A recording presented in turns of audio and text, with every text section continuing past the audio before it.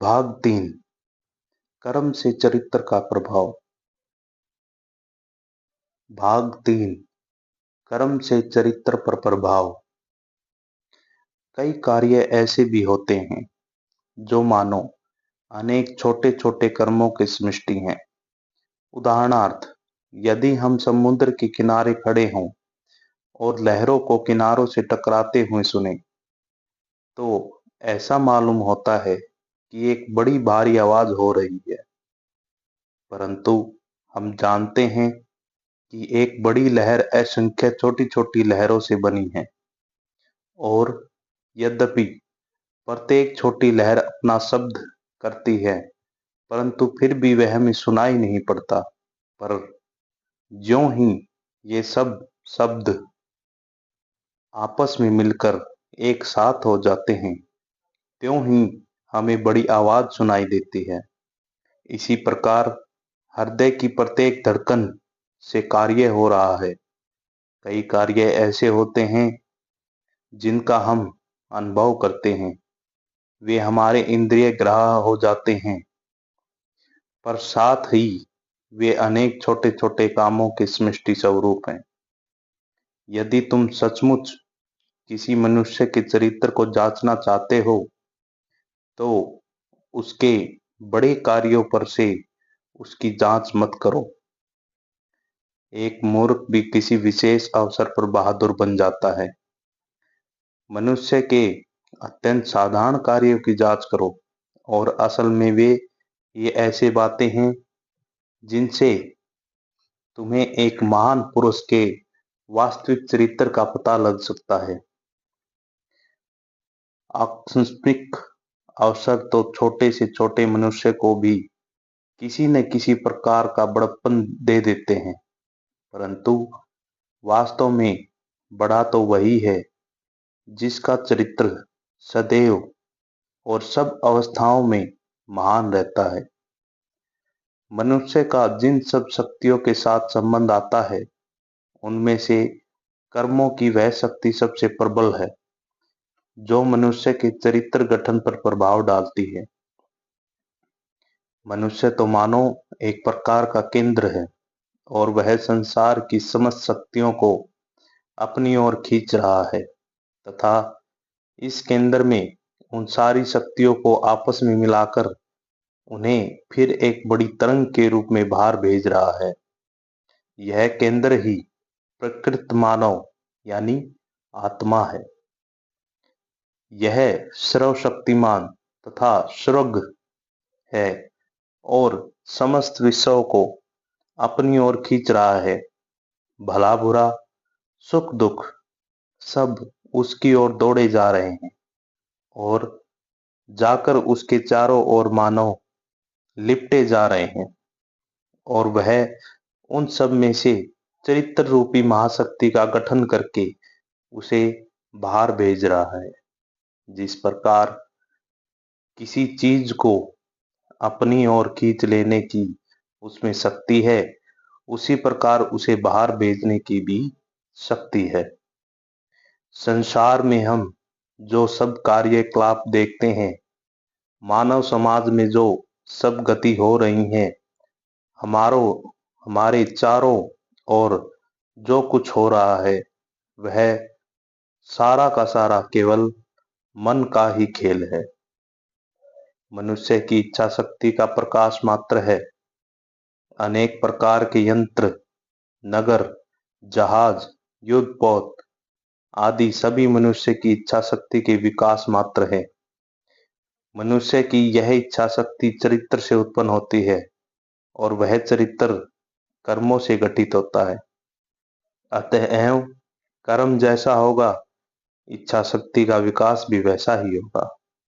संसार में प्रबल इच्छा शक्ति संपन्न जितने महापुरुष हुए हैं, वे सभी धुरंधर कर्मी थे। उनकी इच्छा शक्ति ऐसी जबरदस्त थी कि वे संसार को भी उलट पुलट कर सकते थे, और यह शक्ति उन्हें युग युगांतर तक निरंतर कर्म करने रहने से प्राप्त हुई थी।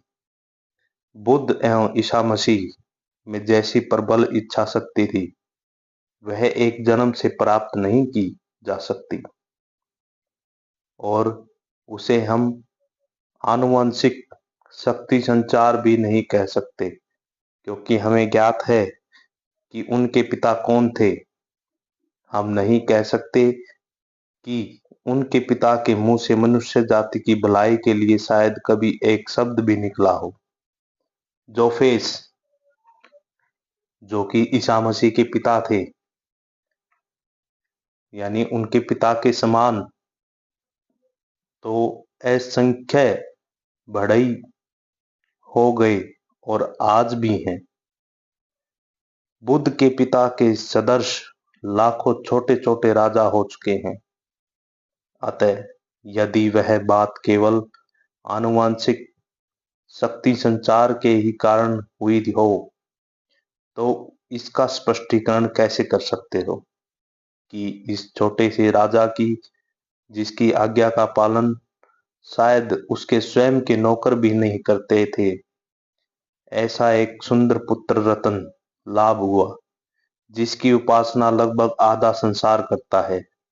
इसी प्रकार जोसेफ नामक बढ़ई तथा संसार में लाखों लोगों द्वारा ईश्वर के समान पूजे जाने वाले उनके पुत्र ईसा मसीह के बीच जो अंतर है, उसका स्पष्टीकरण कहाँ?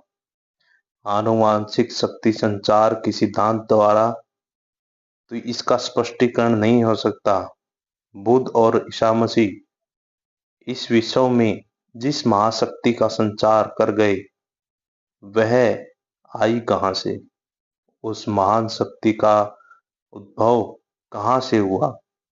अवश्य युग युगांतरों से वह उस स्थान में ही रही होगी और क्रमश प्रबलतर होते होते अंत में बुद्ध तथा ईसा मसीह के रूप में समाज में प्रकट हो गई और आज तक चली आ रही है। यह सब कर्म द्वारा ही तो नियमित होता है।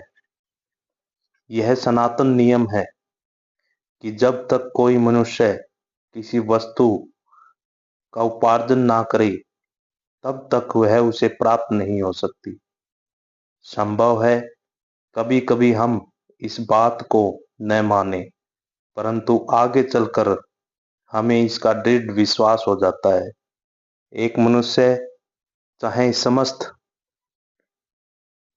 जीवन धनी होने के लिए एड़ी चोटी का पसीना एक करता रहे, हजारों मनुष्य को धोखा दे, परंतु अंत में वह देखता है कि वह संपत्तिशाली होने का अधिकारी नहीं था, तब जीवन उसके लिए दुखमय और दुर्भर हो जाता है, हो उठता है।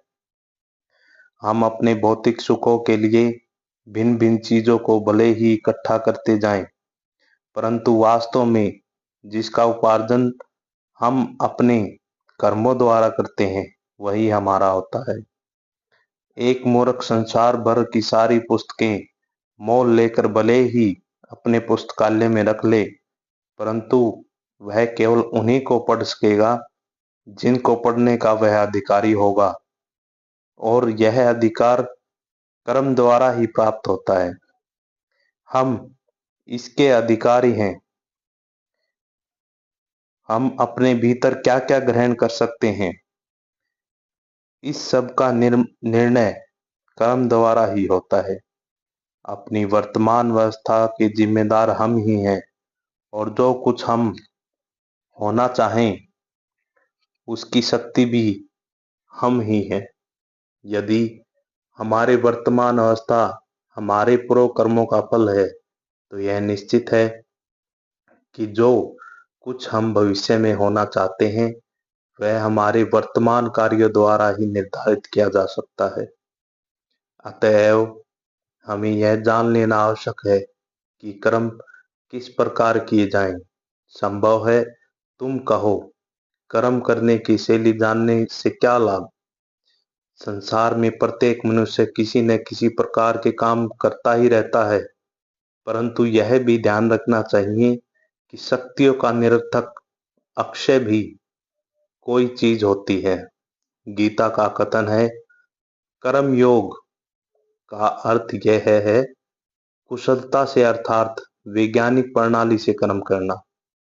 कर्मानुष्ठान की विधि ठीक ठीक जानने से मनुष्य को श्रेष्ठ फल प्राप्त हो सकता है। यह स्मरण रखना चाहिए कि समस्त कर्मों का उद्देश्य है मन के भीतर से पहले स्थित शक्ति को प्रकट कर देना, आत्मा को जागृत कर देना। प्रत्येक मनुष्य के भीतर पूर्ण शक्ति और पूर्ण ज्ञान विद्यमान है। भिन्न भिन्न कर्म इन महान शक्तियों को जागृत करने तथा बाहर प्रकट कर देने में साधन मात्र हैं। इससे आगे अगले अध्याय में। धन्यवाद।